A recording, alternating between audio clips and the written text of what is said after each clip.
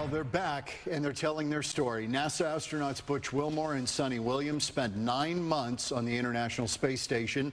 They were only supposed to be up there 8 days, and now they are talking about what they learned.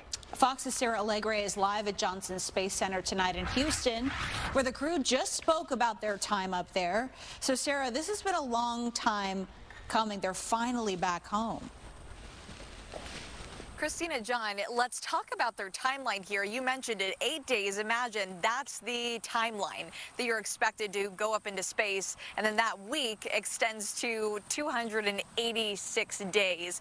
Butch and Suni were here talking about that experience, and of course the delay. That's a huge part of this storyline. You can't ignore it, and the challenges that come with it. But Butch and Suni today also wanted to focus all that they were able to accomplish really scientifically because of that delay. Take a listen.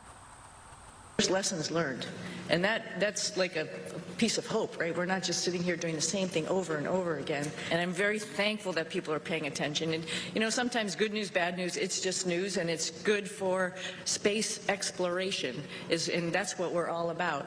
You know, our mission, of course, building and working on the International Space Station was just awesome, and we all had the opportunity to do that. But we also have bigger goals of exploring our solar system.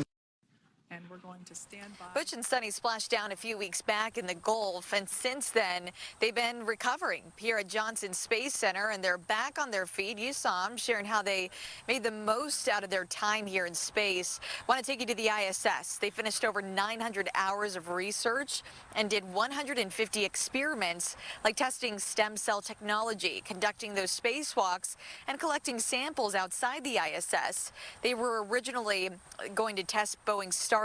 That's what sent them up there. But when thruster issues caused some complications, NASA sent the capsule back without them.